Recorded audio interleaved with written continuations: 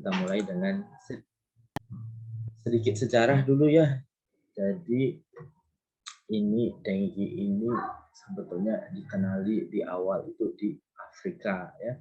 Kemudian di Indonesia baru terdeteksi pada waktu terjadi wabah dengue di Jakarta dan Surabaya tahun 68.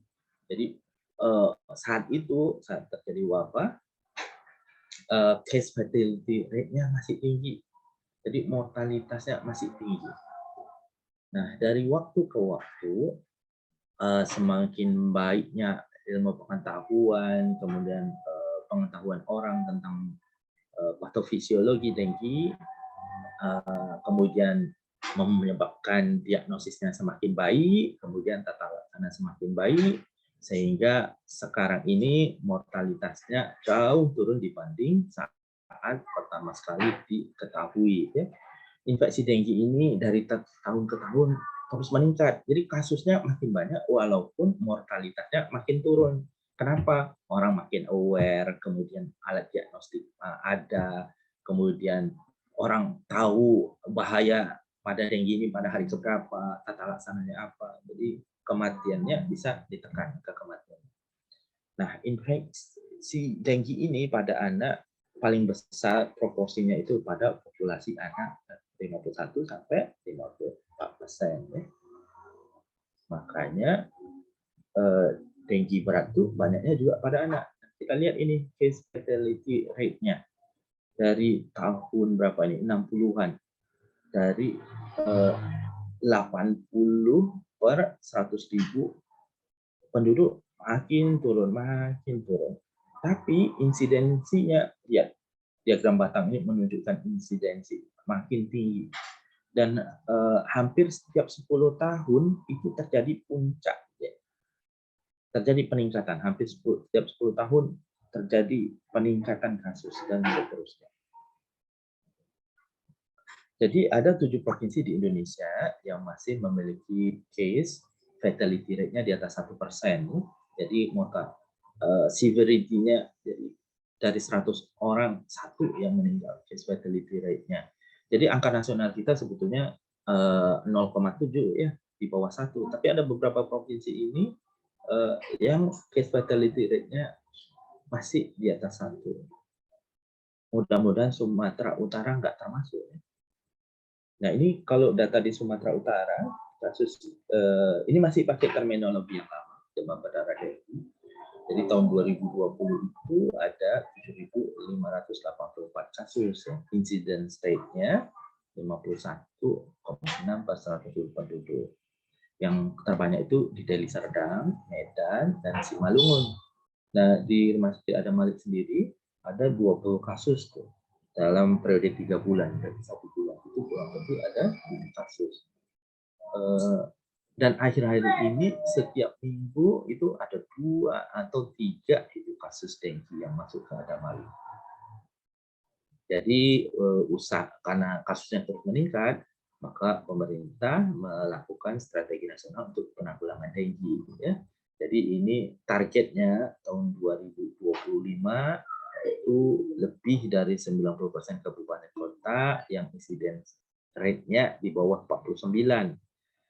Jadi kalau bisa sebetulnya cut off-nya diturunkan ya, tapi saat ini target pemerintah kalau bisa di bawah 49 kasus per 100.000 penduduk dengan angka kematian ini saat ini 0,7%, diharapkan pada tahun 2025 itu turun menjadi 0,5%. Nah, kalian inilah nantinya yang kan 2025 udah tamat belum tuh?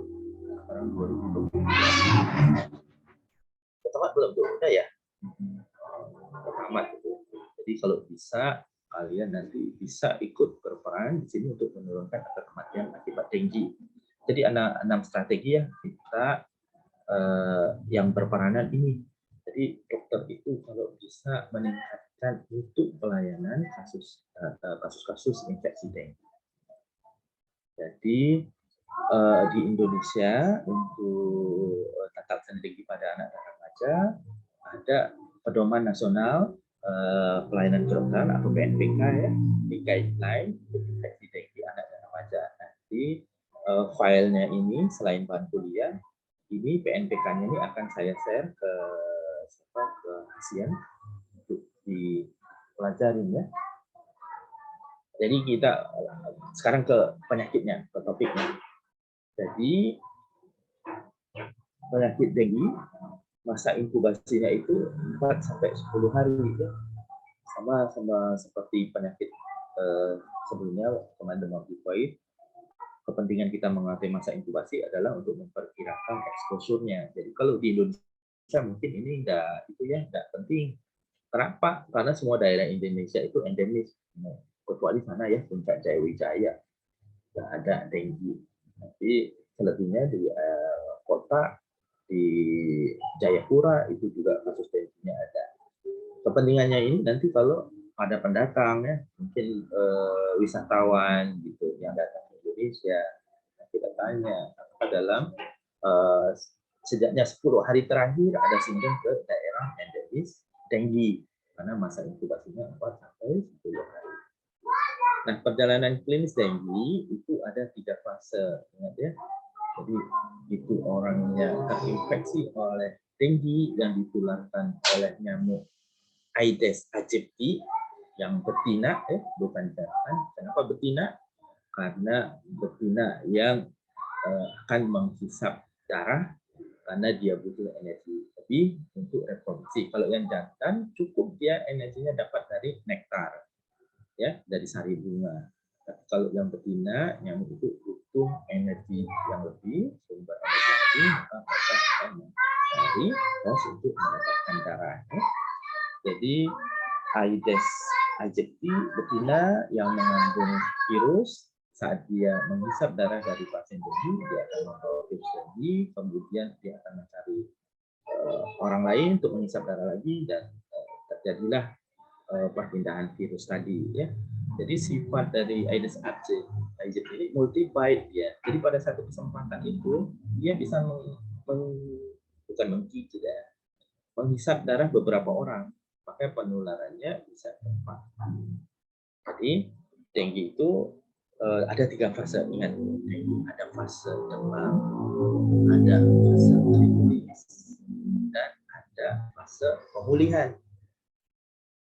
Dan perlu diingat bahwa masyarakat kita itu, dan bukan hanya masyarakat awam ya, medis dan para medis juga mengaitkannya dengan jumlah trombosit. Jadi dikirain kalau trombositnya rendah pasti dengue, atau yang jadi pemantauan itu adalah trombositnya.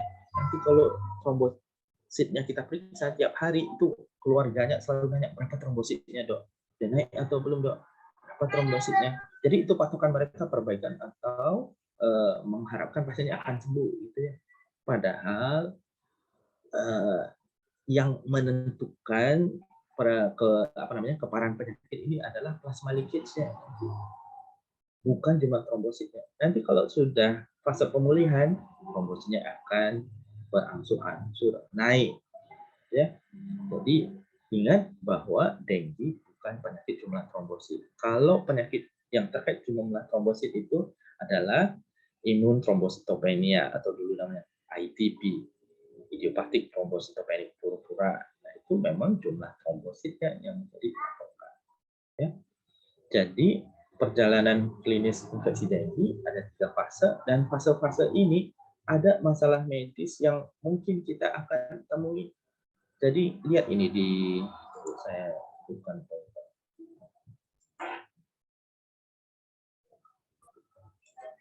kalau pasien kamu datang pada fase demam, nanti kita lihat ya klinis fase ini.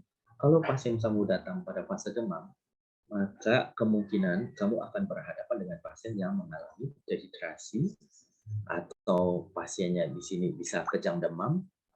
Jadi pada anak-anak itu bisa terjadi kejang demam, febrile season. Jadi kejang demam itu kejang yang dipicu oleh adanya peningkatan suhu tubuh. Sesudah kejang pasiennya sadar, karena kalau sesudah kejang pasiennya tidak sadar, itu gendangnya 2, ensefalopati atau ensefalitis atau meningitis. Tapi kalau sesudah kejang pasiennya sadar, nah itu kejang demam.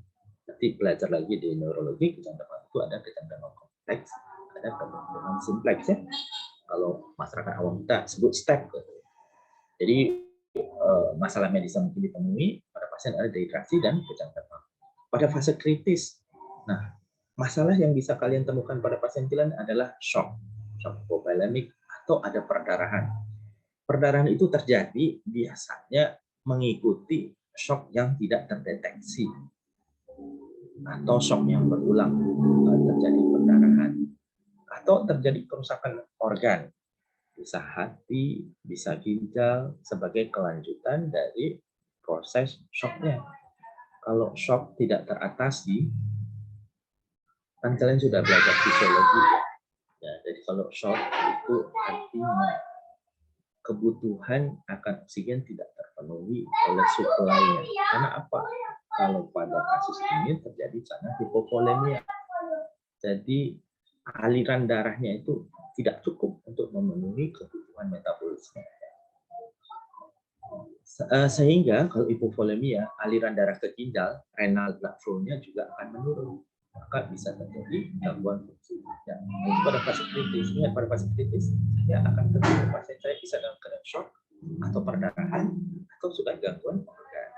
Nah, pada fase pemulihan, kalau misalnya pasiennya bisa melewati fase demam, fase kritis dengan aman, maka pada fase pemulihan seperti saya sebutkan di awal tadi, hati-hati bisa terjadi overload cairan karena reabsorpsi cairan yang keluar akibat plasma leakage. Nah, di sini. Jadi tadi ada 3 fase ya, fase demam, fase kritis, dan fase pemulihan. Nah, di antara peralihan dari fase demam dengan fase kritis ini sebetulnya ada tanda yang bisa kita kenali supaya pasien bisa melewati fase kritis ini dengan selamat, gitu ya. Di sini kepentingannya, kalian harus betul-betul menghafal warning sign ini dan mencari betul-betul warning sign ini pada setiap memvisit atau mengakses pasien dengue yang kalian rawat nantinya. Jadi kalau ada warning sign, kemudian misalnya lah ya, warning sign-nya tidak terdeteksi, kemudian terjadi compensated shock, kemudian nggak ditata laksana, tidak ketahuan, kemudian terjadi decompensated shock, itu prosesnya bisa hitungan jam. Tapi kalau sudah decompensated shock sampai terjadi cardiorespiratory arrest yang mengakibat kematian, hanya hitungan menit. Jadi kalau kalian ketemunya pasien sudah decompensated shock, sudah berat, harus agresif. Tapi kalau ketemunya warning sign, kita bisa mencegah untuk pasien jangan sampai terjadi decompensated shock. Jadi ingat, kalau pasien demam dengan curiga dengue, kan kalian pantau 2 kali. Maka kehati-hatian harus sudah mulai waktu pasiennya hari ketiga dan seterusnya, atau waktu pasiennya mulai nggak demam. Di situ fase kritisnya. Jadi harus betul-betul dievaluasi pasiennya kalau merawat pasien dengue. Seperti saya cerita kemarin waktu pasien demam. Kalau pasiennya, ini kan musim dengue, pasiennya datang dengan demam tinggi terus-menerus, insiden dengue sedang naik-naiknya, pasiennya nggak mau diperiksa lab, maka edukasi kita, Pak, nanti kalau demamnya turun, tapi anaknya tambah lemas, tambah semangat, ketiduran aja, itu tanda bahaya, harus periksa lab. Tapi kalau anaknya demamnya hilang, anaknya jadi lebih aktif, nafsu makannya bagus, balik seperti normal, pasiennya aman. Mudah-mudahan bukan dengue. Klinisnya, kita mulai dari fase demam. Jadi pada fase pertama infeksi dengue, klinisnya timbul demam. Karakteristik demamnya itu adalah demam yang mendadak tinggi, bisa 40 derajat Celcius. Nandai mendadak tinggi gimana? Itu laporan orang tuanya, misalnya ya, pagi itu pergi sekolah masih belum demam, tiba-tiba diantar pulang gurunya karena demam. Atau malam berangkat tidur belum demam, tiba-tiba tengah malam terbang demam. Itu mendadak tinggi. Nggak kayak demam typhoid yang step ladder, yang awalnya demam ringan, makin tinggi, makin tinggi. Nah, kita sebut kemarin kalau demam typhoid, demam tingginya pada akhir minggu pertama. Nah, ini kalau infeksi dengue, di awal dia langsung demam tinggi. Jadi karakteristiknya acute, dan high fever. Dan terus-menerus. Jadi ada 3 karakteristiknya. Acute, high, and continuous fever. Gitu ya. Jadi demamnya berlangsung 2-7 hari. Jadi bisa hari ketiga turun atau demamnya sampai 7 hari. WHO bilang demamnya 2-7 hari. Maka nanti kalau merawat pasien denggi 8 hari masih demam, 9 hari masih demam. Berarti ada kondisi lain yang menyebabkan demamnya. Itu yang kita harus cari ya. Jadi ingat bahwa denggi itu demamnya 2-7 hari.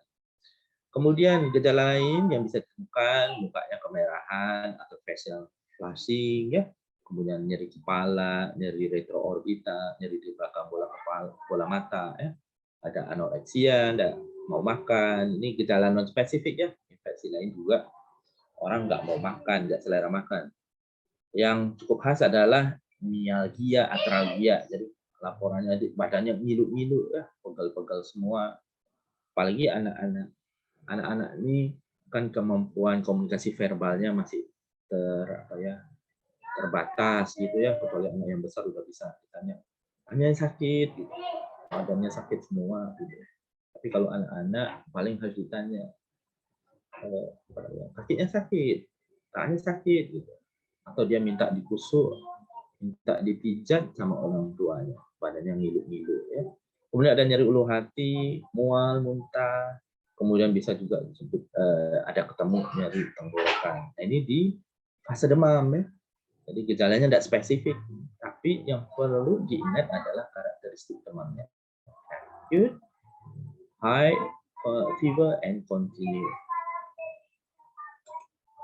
Kemudian masuk ke fase berikutnya, fase kritis. Jadi terjadi pada saat demam mulai turun atau time of fever effervescence. Tapi kadang-kadang fase kritis juga bisa terjadi. Jarang ya. Jarang terjadi pada saat pasien masih demam. Jadi umumnya waktu pasien masuk ke fase tidak demam. Jadi merupakan ini saat mulainya proses plasma leakage atau kebocoran plasma. Jadi kalau nggak ditata laksana dengan benar, dengan cairan, maka pasiennya bisa jatuh ke shock hipovolemik. Di sini kita yang harus meningkatkan kewaspadaan.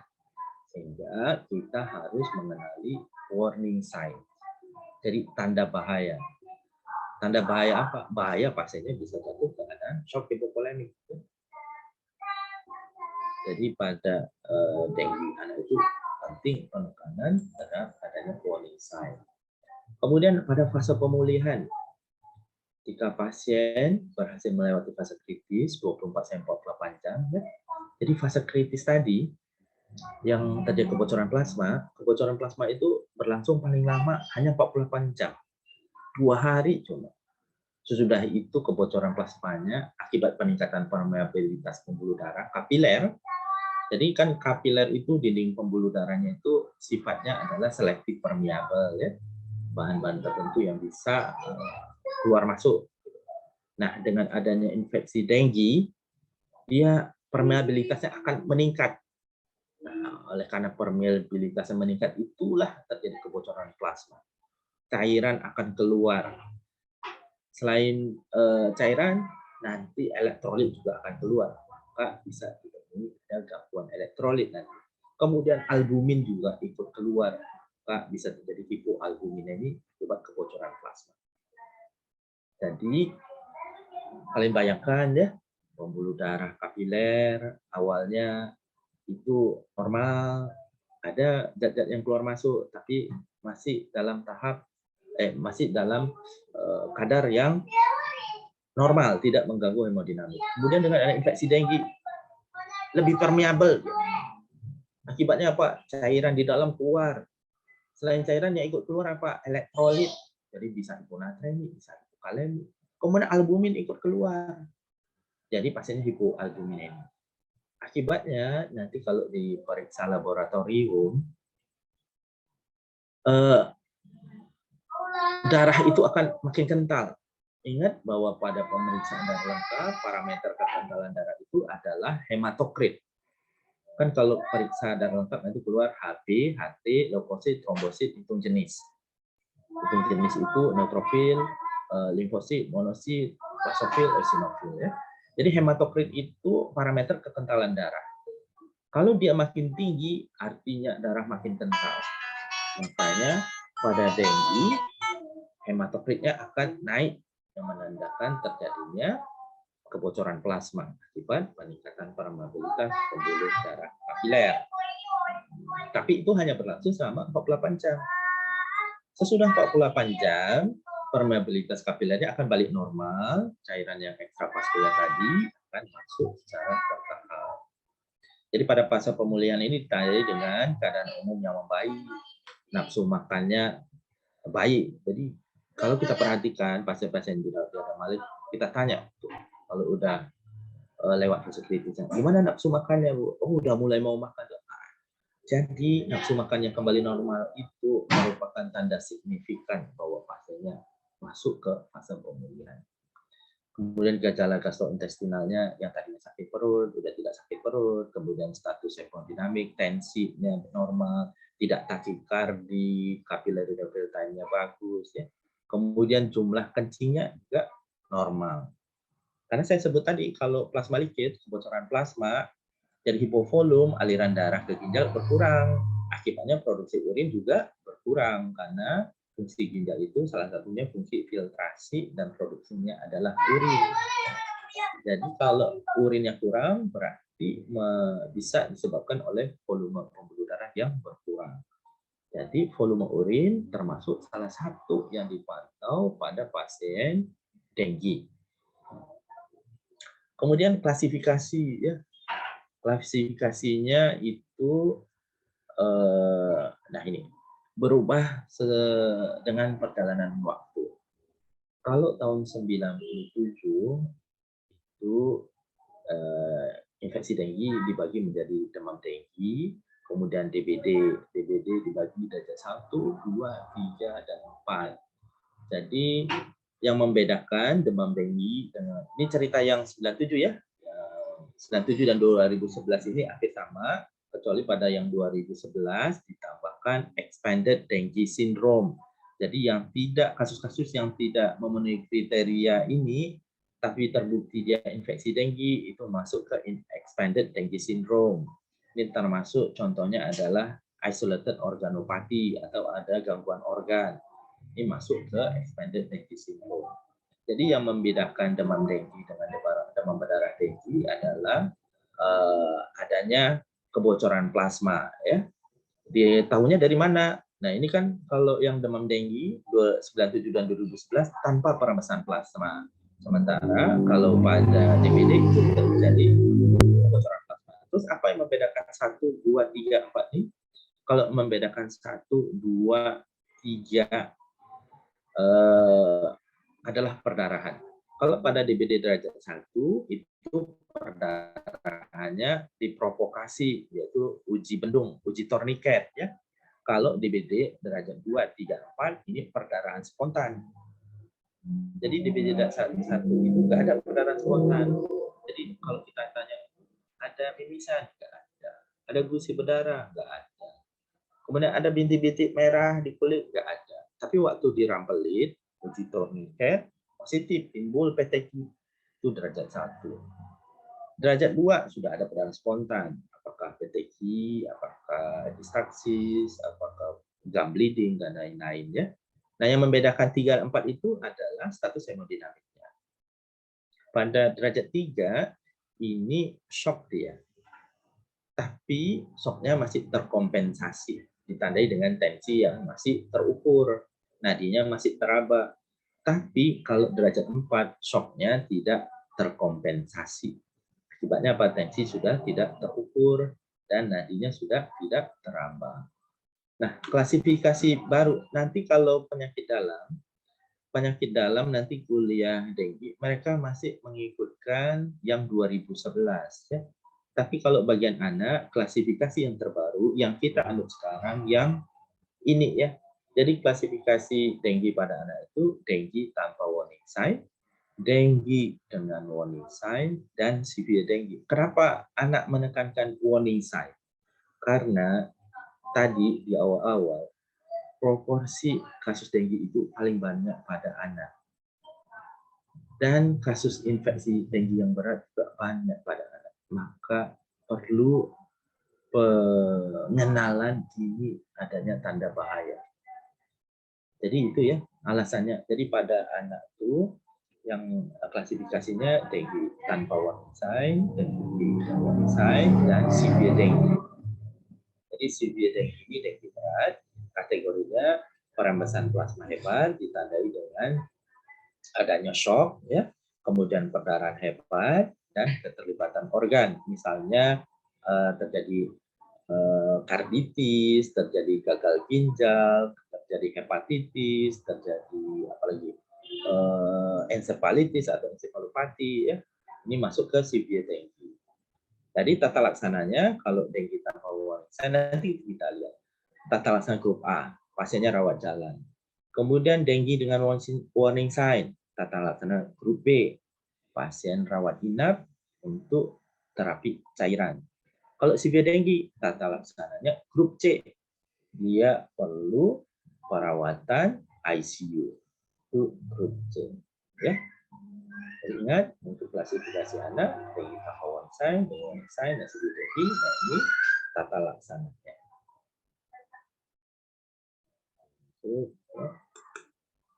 Klasifikasinya sudah tadi. Nih, kapan kalian akan curiga suatu kasus itu dengue? Jadi yang kita curiga dengue, probable dengue itu ada, kalau kita semua di sini berarti daerah endemik ya. Jadi yang kita lihat langsung demam.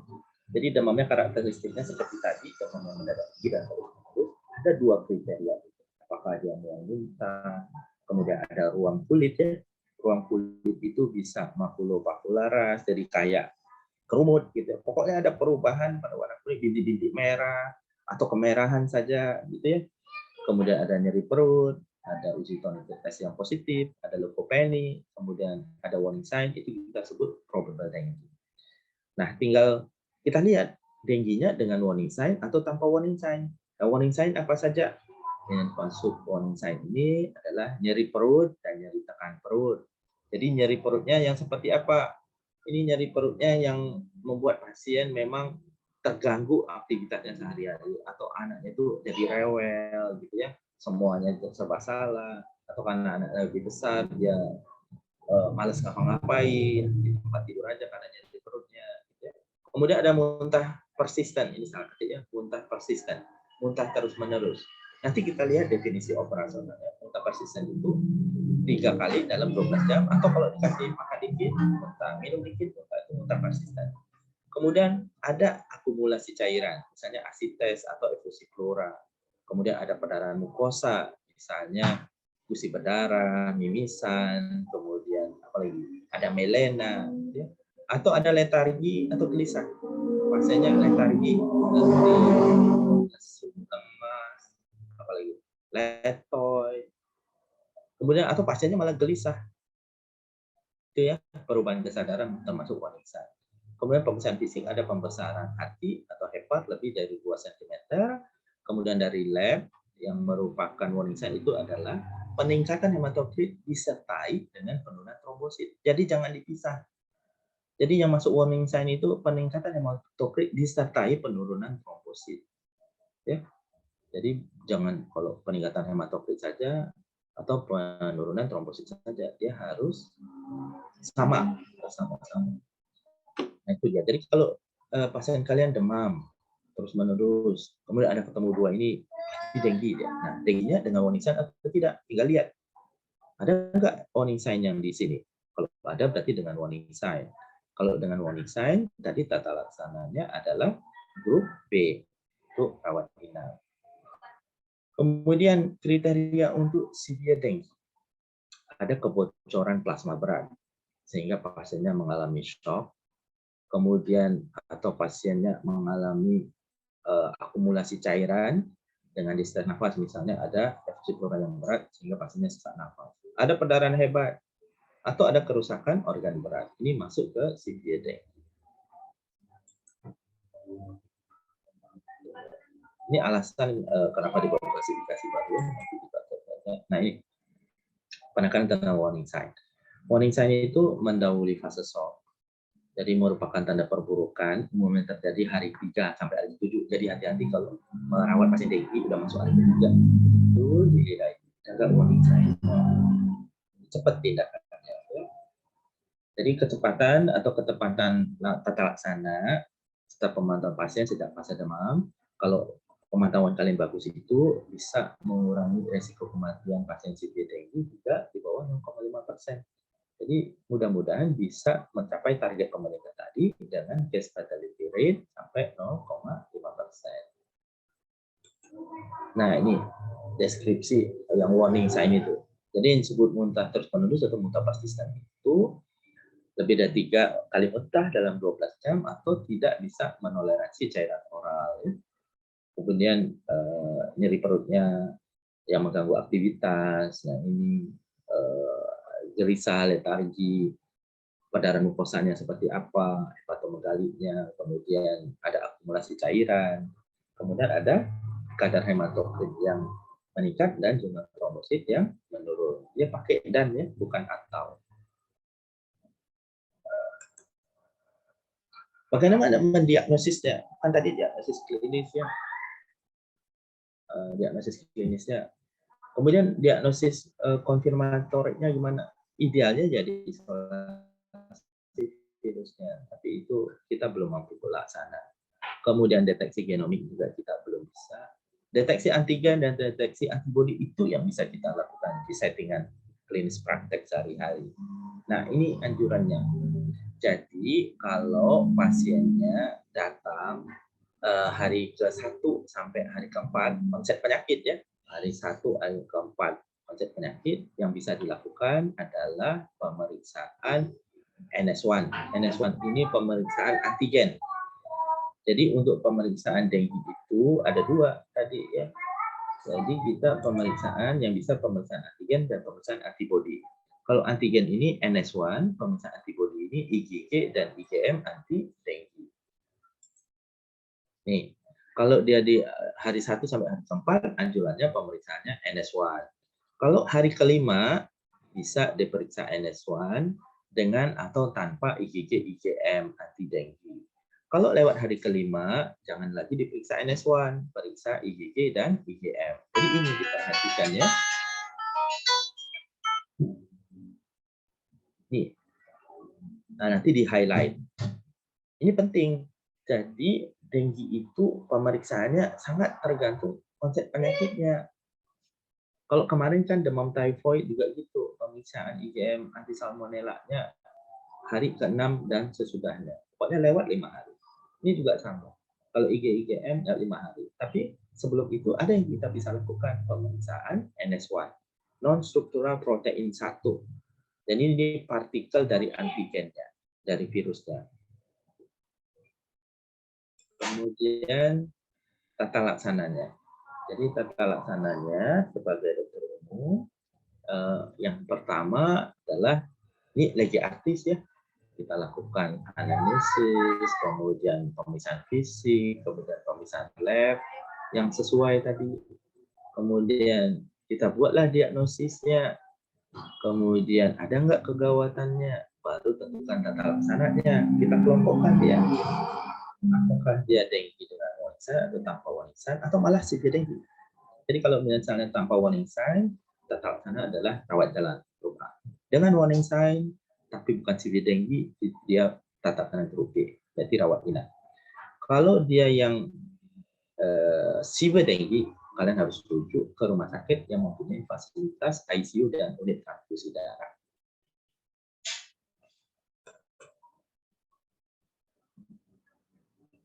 Ini kriteria untuk rawat inap ya, bisa dibaca.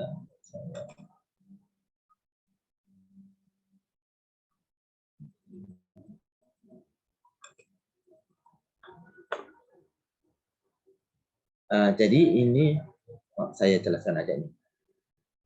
Jadi kapan pasien yang dirawat inapkan, yaitu setiap ada warning sign itu rawat inap ya. Sepakat kita jadinya dari warning sign harus rawat inap. Atau ada tanda gejala yang berhubungan dengan hipotensi. pasien dehidrasi yang nggak bisa dikasih cairan oral, kemudian ada perdarahan spontan, ada kerusakan organ, kemudian untuk pemeriksaan follow up ya harus dirawat inap. Namun ada juga indikasi sosial, misalnya pasien hidup sendiri, pasien siapa yang memantau dia kalau pasiennya dipulangkan.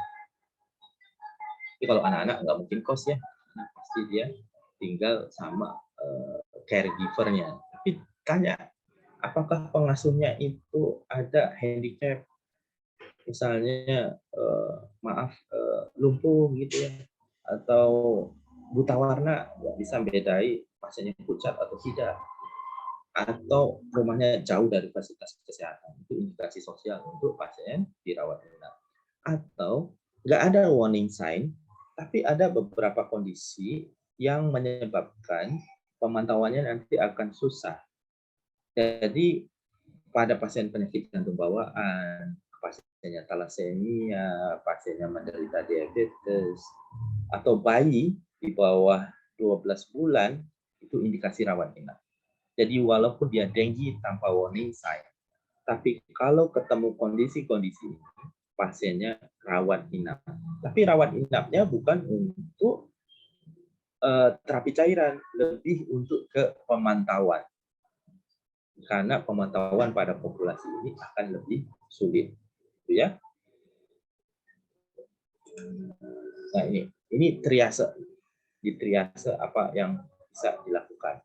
Jadi pertama dia mendiagnosis ya, jadi dari anamnesis, kemudian melihat ada warning sign ada atau tidak.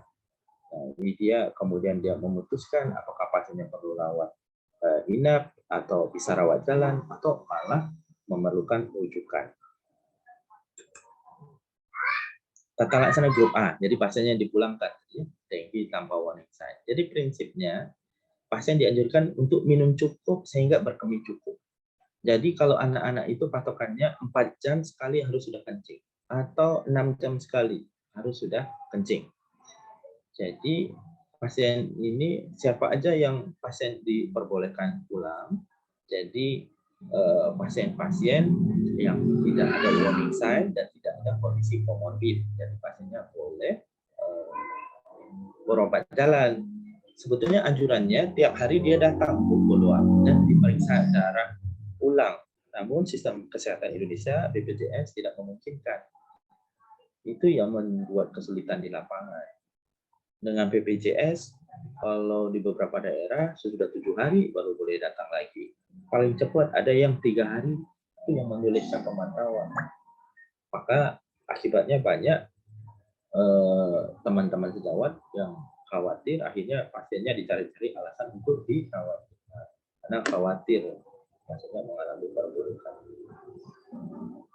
Jadi ini prinsipnya, mendapatkan volume asupan oral yang adekuat. Kita suruh minum lebih banyak. Jadi minumnya apa? Minumnya kalau bisa jangan air putih. Jadi cairannya yang diajukan susu, jus, cairannya mengandung elektrolit, kuah sop gitu ya. Jadi jangan air putih, karena air putih itu kurang mineral. Kemudian output, jadi kalau bisa dia buang air kecil setiap 4 sampai 6 jam. Kemudian ajarin kalau ada warning sign, balik lagi ya ke rumah sakit. Kemudian tentu saja pasien yang hematokrit dan status hemodinamiknya stabil itu yang bisa kita rawat jalankan. Jadi ajarin pasiennya, apa aja yang harus diajarin, yang bisa nanti kalau kencingnya dikit ke rumah sakit, bawa lagi ke rumah sakit. Atau yang seperti saya bilang tadi, kalau pasien yang tambah lemas, bawa ke rumah sakit. Kemudian lakukan pemeriksaan darah lengkap berulang di idealnya, tapi kita ya belum mampu laksana apa boleh buat ya. Kemudian ajarin warning sign yang bisa dikenali pasien orang tua. Misalnya Bu, kalau kasih makan dikit, muntah, bawa lagi ke rumah sakit ya. Atau sakit perut, atau ada perdarahan, atau misalnya anaknya jadi sesak nafas, ujung tangan, ujung kakinya dingin, bawa dia ke rumah sakit. Karena itu merupakan tanda bahaya. Ini dengue dengan kondisi penyerta tetapi tanpa warning sign, tetap kita rawat inap ya. Nggak ada warning sign tapi ada kondisi penyerta tadi. Jadi ini lebih untuk pemantauan. karena mereka pemantauan susah, kayak bayi di bawah 12 bulan itu susah pemantauan hemodinamik. Memang keluhannya juga nggak bisa ditanya, di bawah 1 tahun kan belum bisa bicara. Jadi mereka tetap kita rawat inap. Jadi tetap sana grup B, walaupun tidak butuh terapi cairan. Nah, yang perlu ditekankan di sini, ini kasusnya yang paling banyak ini, dengue dengan warning sign. Jadi dia perlu dirawat inap untuk mendapatkan pertolongan cairan. Karena yang dengue, severe dengue itu hanya sedikit. Tapi kalau dengue dengan warning sign tidak adekuat tata laksananya, ya ujung-ujungnya jadi severe dengue. Makanya di sini penting kita harus bisa menata laksana dengue dengan warning sign dengan baik. Jadi kalau udah ditetapkan pasien kalian dengue dengan warning sign, jadi dengue sudah tercukupi kriterianya, ada warning sign, rawat inap. Apa yang dilakukan? Masuk cairan. Berapa volume cairannya? 5-7 cc per kilogram berat badan per jam. Ingat, ada satuannya per jam. Ini kecepatan cairan. Diberikan selama 1-2 jam. Jangan terus-terusan. Jadi kalau sudah masuk 5-7 cc per 5-7 cc atau mililiter per kilogram berat badan per jam, dipantau, evaluasi hemodinamiknya tiap jam. Kalau stabil, tensinya stabil, heart rate-nya stabil, nggak perburukan, turunkan. Jadi berapa? 3-5 mililiter per kilogram berat badan per jam selama 2-4 jam. Terus dicek ulang hematokritnya. Nah, kalau hematokritnya turun dan pasiennya perbaikan, berarti volume cairannya cukup. Tapi kalau hematokritnya makin naik, anaknya masih takikardi, berarti cairannya masih kurang. Jadi di sini pentingnya pemantauan kita. Kita starting point-nya 5-7 cc per kilogram berat badan per jam. Kalau stabil dia diturunkan, kalau dia tidak stabil, tidak perbaikan, dinaikkan. Dinaikkan ke berapa? Ke 5-7 cc. Misalnya kalian mulai 5, berarti naikkan ke 7. Kalau dari 7 naik ke 10. Jadi magic number-nya 3, 5, 7, 10. Ya. Jadi kalian mulainya dari mana? Silakan. Kalau misalnya di pemantauan nanti belum perbaikan, berarti naik. Kalau perbaikan, turun. Nah, itu prinsipnya. Dan tidak berlama-lama. Ya. Jadi 5-7 cc 1/2 jam. 3-5 ml per kilogram per jam 2-4 jam. Sampai menunggu hasil pemeriksaan darah ulangan. Kemudian yang perlu dipantau itu adalah tanda vital. Kemarin saya sebutkan tanda vital itu kesadaran, kemudian frekuensi nadi, frekuensi nafas, kemudian temperatur, tekanan darah, ditambah dengan CCTVR. Nanti kita kasih tahu CCTVR itu apa. Kalau CCTV semua saya rasa sudah tahu ya, yaitu yang bisa memantau. Jadi ini fungsinya juga sama, CCTV, memantau pasien dengue. Kemudian volume urin juga perlu ya. Jadi nanti instruksi ke perawat, ini periksa vital sign-nya, hitung jumlah kencingnya, nanti lapor ke saya ya. Gitu. Kemudian tambahannya adalah CCTVR. Nih CCTVR. Jadi CCTVR itu merupakan 5-in-1 maneuver magic touch. Jadi dengan satu manuver dengan kita memegang ujung tangannya ya, terutama kita bisa dapat 5 informasi. Color, apakah pasiennya cyanosis kah, atau pasiennya anemis kah. Kemudian capillary refill time yang pada sepsis tadi saya ajari itu yang saya sebutkan menandakan adanya gangguan perfusi kalau capillary refill time-nya memanjang lebih dari 3 detik. Kemudian temperatur akralnya hangat atau dingin. Kalau dingin berarti perfusi perifernya sudah menurun. Kemudian V-nya ada pulse volume. Nadinya gimana? Tendangannya kuatkah? Mudahkah diraba nadinya? Atau susah? Jadi biasa kita nadi kuat, nadi halus. Jadi tendangannya kuat atau nadinya halus, susah mencarinya. Kemudian pulse rate. Jadi rate-nya, frekuensinya apakah cepat, apakah lambat. Jadi CCTVR, color, capillary refill time, temperature, pulse volume, dan pulse rate. Ya. Nah, ini kan bisa diajarin sebagian ke orang tuanya. Bu, nanti kalau dipegang ujung tangan, ujung kakinya dingin, lapor perawat ya Bu. Nanti perawatnya biar lapor ke saya. Baru suruh perawat hitung vital sign-nya. Betul-betul tensinya berapa, heart rate-nya berapa, dan seterusnya. Itu tadi ya, grup B. Jadi ingat, mulainya 5-7 cc, kemudian kita sesuaikan. Kalau perbaikan kita turunkan, kalau pasien perburukan kita naikkan. Magic number-nya 3, 5, 7, 10. Mulainya dari 5 atau 7. Oke, tata laksana grup C ini pasien yang berat, memerlukan rawat inap rumah sakit yang memiliki fasilitas ICU dan transfusi darah. Kemudian di luar sana banyak praktek yang memberikan cairan koloid. Cairan koloid itu contohnya adalah dextran, HES, nanti di klinis akan belajar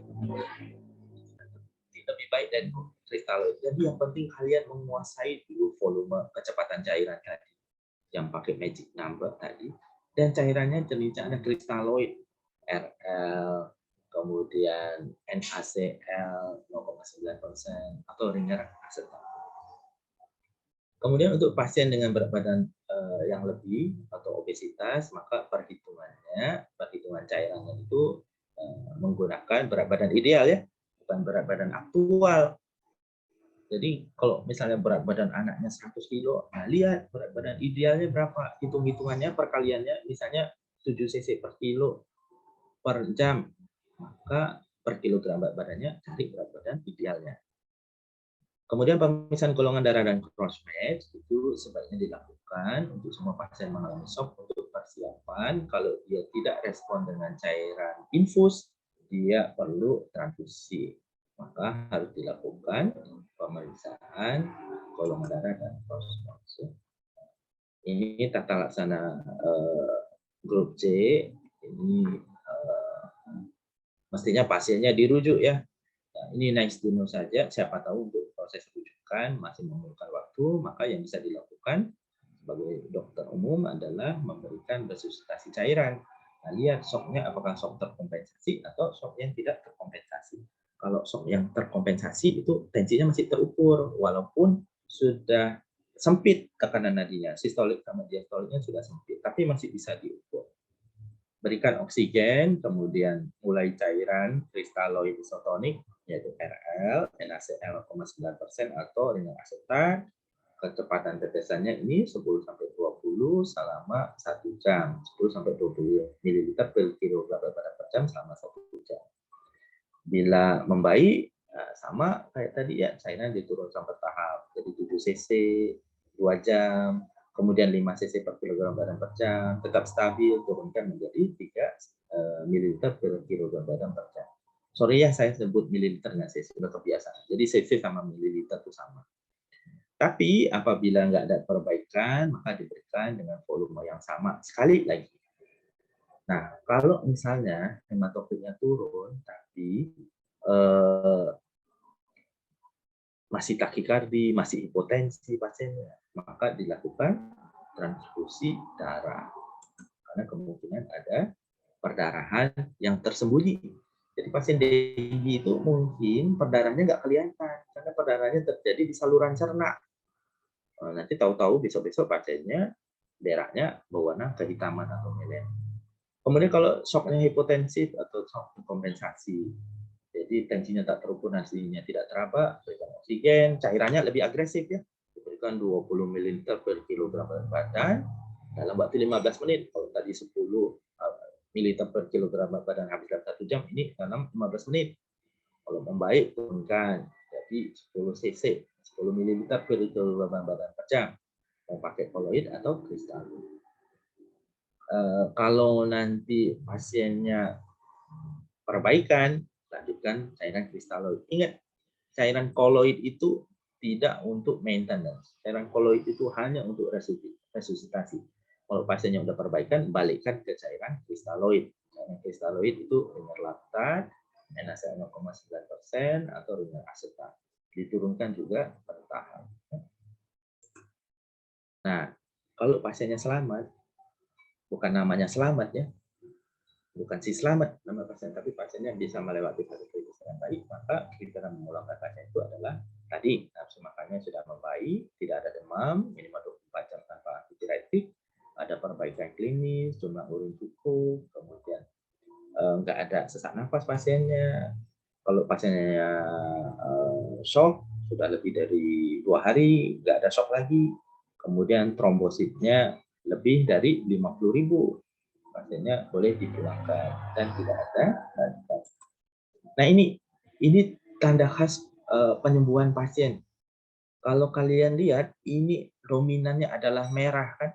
Ada bagian-bagian kulit yang masih tersisa warnanya normal. Yang putih-putih ini normal. Yang lainnya ini yang hiperemis.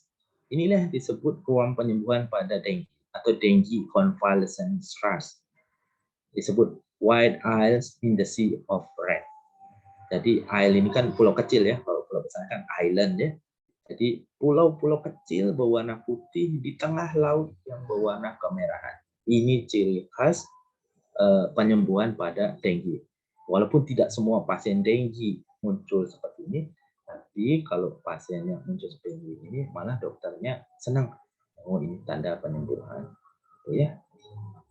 Saya rasa itu saja dari saya tentang dengue. Ada yang mau ditanya kira-kira? Mungkin masih bingung ya, tapi kurang lebih yang ditekankan bahwa dengue pada anak itu harus ditekankan satu, mendiagnosisnya. Jadi karakteristik demamnya seperti ini, kemudian keluhan penyertanya seperti ini, kemudian saya harus cari ada nggak warning sign atau tidak. Kemudian dilihat juga perjalanan penyakitnya. Ini hari keberapa? Hati-hati kalau udah masuk hari ketiga.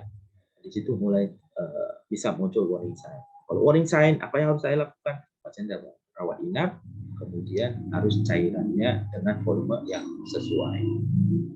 Dan kapan memulangkan pasien? Ya, jadi penekanannya adalah warning sign. Itu saja. Ada yang mau tanya kira-kira? Dengue ini kalau ya.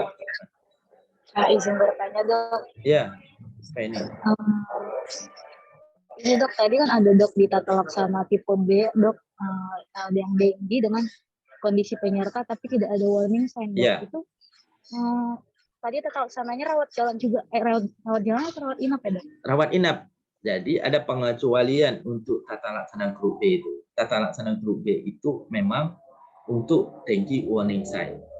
Tapi bisa juga dengue tanpa warning sign dengan komorbid. Ya, jadi tata laksana grup B itu ada dua aja, dengue dengan warning sign atau dengue tanpa warning sign tapi punya komorbid. Komorbidnya apa? Usia di bawah 1 tahun, pasien talasemi, pasien penyakit jantung bawaan, pasien diabetes. Pokoknya kondisi-kondisi yang menyebabkan pemantauannya agak susah. Misalnya nih pasien talasemi, itu kan pasien talasemi itu cenderung HB-nya rendah ya, karena hemolisis terus HB-nya rendah, hematokritnya rendah, kan susah tuh pemantauannya. Kita nggak tahu kapan hematokritnya naik, karena hematokritnya tetap rendah terus. Kita anggap bahwa tidak terjadi kebocoran plasma. Ternyata baseline dia memang rendah, gitu, ya kan? Jadi susah. Bayi juga gitu, pemantauannya juga susah. Orang tua belum tentu bisa memantau anak di bawah 1 tahun itu aware gitu ya terhadap tanda-tanda bahaya pada bayi. Juga misalnya pada pasien penyakit jantung bawaan, itu kan sesak nafas tuh. Kalau udah congestive heart failure ini sesak nafasnya karena akumulasi cairan atau apa. Jadi kondisi-kondisi itu yang membuat pemantauan jadi susah. Makanya mereka walaupun tanpa warning sign jadi dirawat inap. Nanti ya, Feni.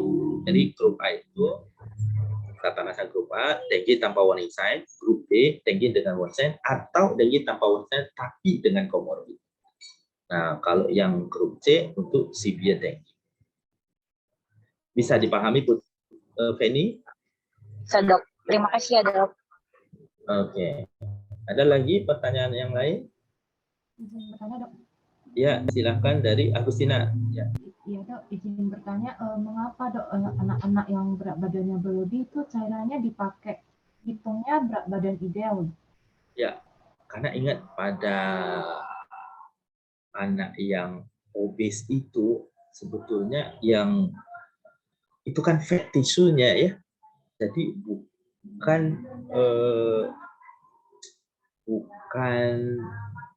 selnya yang bertambah, tapi jaringan lemaknya, dan mereka mempunyai cadangan kemampuan untuk menerima cairan yang terbatas. Jadi mereka cenderung kalau nanti hitungannya berat badan aktual, kali-kalinya anaknya bisa overload. Gitu. Jadi harus pakai berat badan ideal hitungan-hitungannya. Dan ingat, pasien obesitas juga merupakan pasien walaupun nggak ada warning sign, pasien yang juga dirawat inap. Karena itu mereka punya cadangan untuk menerima cairan yang terbatas, kemampuan untuk menerima terapi cairan yang terbatas. Jadi kalau penelitian ini hasilnya tidak sama ya, nggak sepakat. Ada yang bilang bahwa pada pasien obesitas menderita denggi cenderung menjadi lebih berat, tapi penelitian lain menyatakan tidak menjadi lebih berat. Teori yang menyokong kenapa mereka cenderung menjadi berat karena pada obesitas itu ada inflamasi kronik, walaupun tahapannya tahapan kadar inflamasinya ringan gitu. Jadi low level chronic inflammation itu ada pada pasien obesitas.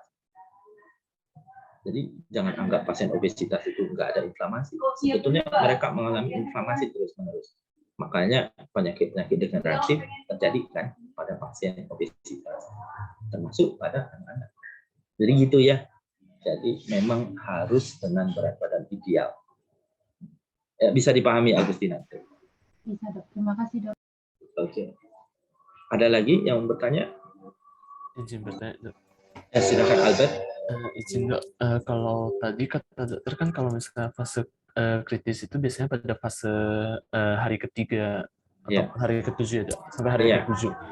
Jadi Dok, kalau misalnya pasiennya datang itu pada hari pertama, jadi dia itu hanya demam, jadi itu apa yang harus kita lakukan ya, Dok? Apakah kita edukasi lalu kita pulangkan saja atau bagaimana, Dok? Atau kita berikan antipiretik juga? Bagus ya. Jadi kalau pasien demam hari pertama, susah kan kita menentukan ini karena apa. Nggak ada yang spesifik. Demam tinggi bisa terjadi pada infeksi virus lain. Pada campak, nanti kita belajar campak. Kawasaki juga, itu demam tinggi. Jadi hari pertama itu memang kita susah ini diagnosisnya apa. Tapi kalau dia tinggal di Medan misalnya, ini puncak terjadinya denggi, kita masukkan dalam salah satu diagnosis banding. Dari penjelasan kita, ini Bu, yang ada kan demam tinggi, terus anaknya muntah-muntah, ini nggak spesifik penyakitnya apa. Saya punya beberapa kemungkinan, bisa saja ini klinis dari penyakit denggi, bisa penyakit infeksi virus lain yang belum spesifik ya. Jadi kalau gimana Dok memastikannya? Tentu kita akan anjurkan pemeriksaan darah kan. Kalau orang tuanya insist, ingin pasti kita curiga denggi, kita periksanya apa tadi? NS1 ya. Kalau di bawah 5 hari kan NS1. Karena partikel virusnya yang kita mau tangkap, NS1. Kita periksa. Nah kalau hasilnya positif berarti denggi. Nah kita lihat lagi, pasiennya kan nggak ada warning sign. Kata Albert tadi, sudah kita periksa. Maka kalau nggak ada warning sign, dan nggak ada kondisi komorbid ya, dia usianya di atas tahun, nggak obes, nggak ada penyakit tertentu, kita pulangkan. Bu, ini belum ada indikasi rawat inap. Tapi ini dari pemeriksaan lab, dia denggi. Jadi dulu disebut demam denggi, sekarang denggi. Tapi nggak ada warning sign. Maka saat ini masih bisa rawat di rumah. Tapi dibekali pasiennya, orang tuanya dengan edukasi apa, Bu, selama di rumah pastikan minumnya cukup ya. Tandanya cukup itu gimana? Dia tiap 4 jam kencing, Bu. Jadi kalau nggak kencing-kencing 4 jam, Ibu udah harus hati-hati. Kalau nggak dikasih minum, nggak ada kencing juga, bawa ke rumah sakit biar diperiksa. Gitu ya. Kemudian apalagi ajarin orang tuanya tanda bahaya, warning sign itu. Kayak tadi Bu, kalau nanti anaknya muntah-muntah terus, bawa lagi ke rumah sakit. Atau kalau sakit perut, atau nanti ada bintik-bintik merah. Nah, pokoknya yang warning sign yang bisa diajarkan ke orang tuanya itu diajarkan. Kapan dia harus balik lagi. Gitu ya, Albert. Jadi memutuskan pasien rawat jalan itu bukan cuma, udah Bu, bisa rawat jalan. Dia harus disertai dengan edukasi. Jadi itu yang good practice-nya. Kalau pasien cuma dipulangkan tanpa edukasi, itu bad practice. Nah, kemudian kamu tanya tentang antipiretik. Kemarin kan kita belajar demam tuh, bahwa pada anak yang direkomendasikan obat demamnya adalah paracetamol dan ibuprofen. Dan ibuprofen tidak direkomendasikan untuk satu, pasien infeksi denggi, kedua, varicella, tiga, pasien dehidrasi atau pada diare. Jadi kalau kamu sudah denggi, pasiennya jangan dikasih atau diresepkan ibuprofen. Kalau mau meresepkan paracetamol. Tapi ingat, tujuan utama pengobatan antipiretik adalah kenyamanan si anak. Jadi kalau anaknya demam, anaknya tenang-tenang aja, ceria, ya udah biarin aja. Tapi kalau anaknya nampak nggak nyaman, rewel, silahkan diberikan antipiretik. Dosisnya kemarin sudah tahu, 10 sampai 15 mg per kilogram berat badan, bisa diberikan tiap 4 atau 6 jam. Jadi kalau misalnya dikasih obat penurun demam, demamnya turun, kemudian naik lagi, jelaskan aja, Bu, itu memang prosesnya begitu. Dikasih obat sebakul pun ya kayak gitu, karena ini pas viremianya tinggi-tingginya. Pada denggi itu viremia itu berlangsung selama 1 minggu. Jadi kalau dikasih obat demamnya pun ya ngaruhnya dikit. Sampai nanti viremianya akan berakhir. Malah kalau antipiretiknya jor-joran, malah resiko hepatotoksik kan. Infeksi virus dengginya aja sudah bisa mengganggu fungsi hati, ditambah lagi dengan obat-obatan. Jadi yang penting edukasi sebetulnya. Jadi dikasih antipiretik boleh, Bu, tapi mungkin reaksinya akan sedikit ya, Bu, karena ini memang virusnya masih tinggi-tingginya. Yang penting cairan aja, Bu, minumnya. Minumnya itu apa? Gitu. Jangan air putih, Bu, kalau bisa. Kasih dia yang suka apa, misalnya jus, susunya dibanyakin, atau kok masak sop, kuahnya dibanyakin, nah kasih itu. Tapi kalau bisa ya jangan yang panas, jangan yang hangat ya. Kan pasiennya demam, kalau bisa yang suhunya sudah suhu kamar gitu ya. Gimana Albert, bisa dipahami? Bisa. Terima kasih banyak, Dok. Ada lagi yang mau bertanya? Oke, jika tidak ada lagi, udah jam 6 lewat ya. Kalian pun mungkin butuh istirahat. Sekali lagi saya minta maaf ya, waktunya jadi tersita. Izin, Dok. Ya. Dokumentasi dahulu boleh, Dok?